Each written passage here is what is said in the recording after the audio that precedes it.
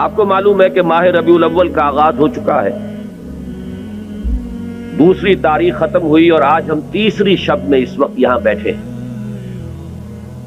یہ ماہ مبارک حضور صلی اللہ علیہ وسلم کی سیرت مطہرہ سے ایک بڑا گہرا تعلق رکھتا ہے۔ حضور کی ولادت باسعادت بھی اسی ماہ مبارک میں ہوئی، اگرچہ تاریخ کے بارے میں اختلاف ہے۔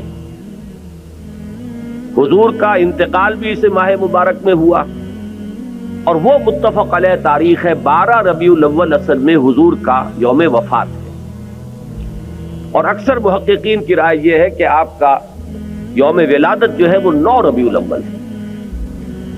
یہی وجہ ہے کہ مجھے یاد ہے کہ ہمارے بچپن میں اس دن کو جو لوگ کچھ تھوڑا بہت مناتے بھی تھے تو 12 وفات کے نام سے در حقیقت یہ نام یاد کیا جاتا تھا۔ حضور صلی اللہ علیہ وسلم کی وفات کا دن ہے، کچھ کھانا پکا کر کچھ غریبوں کو مساکین کو کھلانا، یہ در حقیقت چیز تھی کہ جو اب ہوتے ہوتے اس نے بہت ہی ایک دوسری صورت اختیار کر لی ہے۔ اب یہ ایک جشن بن گیا ہے اور ایک عید کا سا سما، بلکہ واقعہ یہ ہے کہ جو اصل 2 عیدیں ہیں وہ کہیں پیچھے چلی گئی ہیں، اور یہ جو 2 عیدیں ہم نے ایجاد کی ہیں، ایک عید میلاد النبی اور ایک عید استقلال، اگر ہم جائزہ لیں تو شاید یہ 2 جو ہے یہ زیادہ فور گراؤنڈ میں آ چکی ہیں۔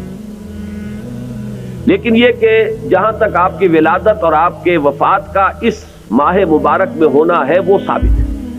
مزید برآں حضور کا ورود مدینہ منورہ میں بھی ماہ ربیع الاول میں ہوا ہے۔ اس پہلو سے اگر اس ماہ مبارک میں ہم سیرت النبی کے مطالعے کا ایک خاص موضوع رکھیں، کسی تاریخ کے تعین کے بغیر اس مہینے کی مناسبت سے سیرت مطہرہ پر گفتگویں ہوں، غور و فکر ہو، اور اس میں بھی عملی پہلو سامنے ہو، اتباع کا جذبہ ہو، سمجھنا سمجھانا اس لیے ہو کہ اس پر عمل کرنا ہے، تو یقیناً یہ چیز ہمارے لیے بہت مفید ہوگی اور ہمارے بہت سے امراض کا شاید اس سے مداوع ہو سکے۔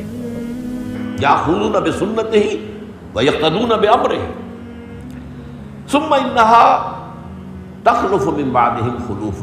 پھر ہمیشہ یہ ہوتا، ہر نبی کا جاننے والوں میں، پہچاننے والوں میں، ماننے والوں میں ہوا ہے، امت محمد بھی مستثنیٰ نہیں ہے۔ یقولون ما لا یفعلون ویفعلون ما لا یؤمرون۔ یہاں نوٹ کیجئے کہ وہ کہتے وہ تھے جو کرتے نہیں تھے، اور کرتے وہ تھے جس کا حکم نہیں۔ عید میلاد النبی کیا حضور کا حکم ہے؟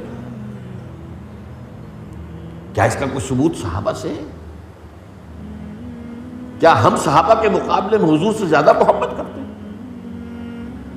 لیکن تھا کہ معاملہ ما لا یؤمرون، جس چیز کا حکم ہوا نہیں اس پر عمل ہو رہا۔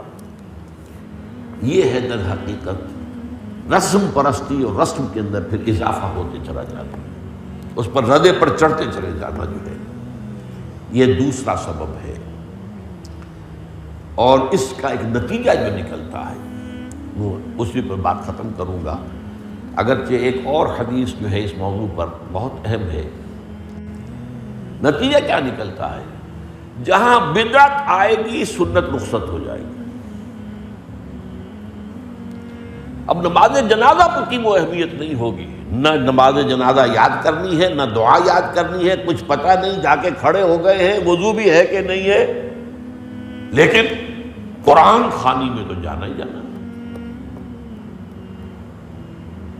یہ کیوں ہوتا ہے؟ ورنہ یہ کہ نماز کی اہمیت ہوتی، نماز جنازہ کی، آپ اگرچہ عربی نہیں آتی لیکن ترجمہ تو اس دعا کا یاد کر لینا کوئی مشکل کام نہیں ہے، تاکہ کھڑے ہوں دل سے دعا مانگے۔ تو جہاں بدعت آئے گی وہاں سنت جو ہے اس کی حیثیت کم ہو جائے گی، اس کا استخفاف ہوگا یا غائب ہو جائے گا۔